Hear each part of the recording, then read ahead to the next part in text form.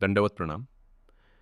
श्रीचक्रधर स्वामी उत्तरापंथाला गेल्यानंतर काय झाले, त्यांच्या शिकवणीचे जतन कसे झाले आणि 800 वर्षांपूर्वीचा हा अमूल्य इतिहास आज आपल्यापर्यंत कसा पोहोचला, याचे उत्तर आहे लीळाचरित्राची निर्मिती. स्वामींचे उत्तरापंथ प्रयाण श्रीचक्रधर स्वामींनी आपले अवतार कार्य पूर्ण केले. असंख्य जीवांना ज्ञान, भक्ती आणि मोक्षमार्गाचा उपदेश दिल्यानंतर त्यांनी उत्तरापंथाकडे प्रयाण केले. स्वामींच्या या प्रयाणामुळे भक्तांच्या हृदयात विरहाची वेदना निर्माण झाली. ज्यांच्या दर्शनानं जीवनाला अर्थ मिळाला ते आता प्रत्यक्ष सान्निध्यात नव्हते. भक्तांचे स्मरण स्वामींच्या प्रयाणानंतर नागदेवाचार्य अर्थात भटोबास आणि इतर भक्त सतत चिंतनात मग्न असत. एक दिवस श्री म्हाईंभटांनी भटोबासांना विचारले, आपण नेहमी कशाचे मनन करता? भटोबासांनी अत्यंत भावपूर्ण उत्तर दिले, आम्ही परमेश्वराच्या शब्दांचे आणि त्यांच्या लीळांचे स्मरण करतो. हा संवादच पुढे एका महान ग्रंथाच्या निर्मितीचे कारण ठरला.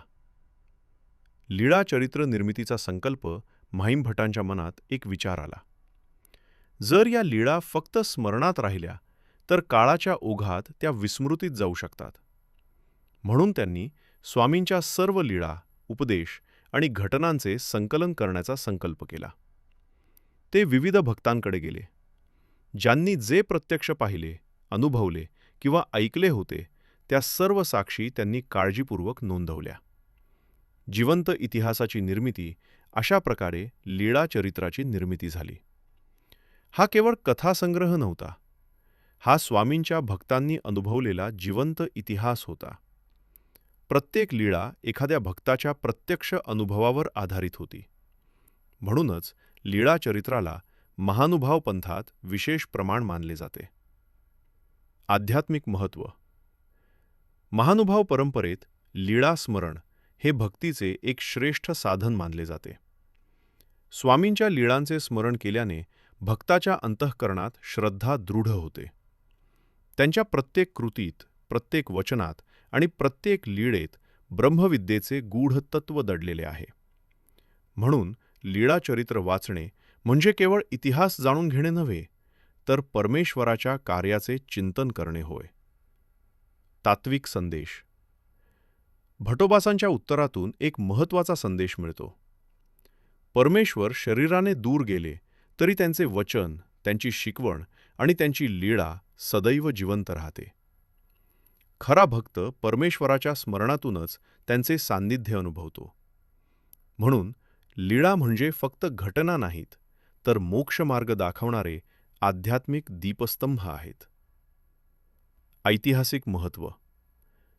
लीळाचरित्राला मराठी साहित्यात विशेष स्थान आहे. अनेक अभ्यासकांच्या मते हा मराठीतील सर्वात प्राचीन चरित्रग्रंथ मानला जातो. घटनांची सत्यता पडताळण्यासाठी विविध भक्तांच्या साक्षी घेण्यात आल्या. म्हणून हा ग्रंथ केवळ धार्मिकच नव्हे, तर ऐतिहासिकदृष्ट्याही अत्यंत मौल्यवान ठरतो. Flow to remember.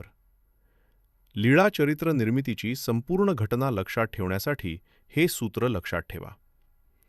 स्वामींचे उत्तरापंथ प्रयाण, भक्तांचा विरह, म्हाईंभटांचा प्रश्न, भटोबासांचे लीळा स्मरण, लीळा संकलनाचा संकल्प, लीळाचरित्राची निर्मिती.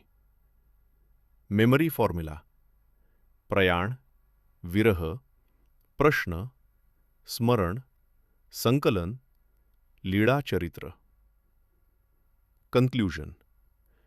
लीळाचरित्राची सुरुवात एका प्रश्नाने झाली. आपण कशाचे स्मरण करता? आणि त्या प्रश्नामुळे जन्माला आला असा ग्रंथ ज्याने शतकानुशतके लाखो भक्तांना श्रीचक्रधर स्वामींच्या सान्निध्याची अनुभूती दिली. म्हणून लीळाचरित्र हा केवळ ग्रंथ नाही, तर परमेश्वराच्या लीळांचा जिवंत वारसा आहे. तुमच्या मते भक्तीसाठी सर्वात महत्त्वाचे काय आहे? दर्शन, स्मरण की लीळांचे चिंतन? तुमचे मत कमेंटमध्ये नक्की सांगा. जय श्री चक्रधर.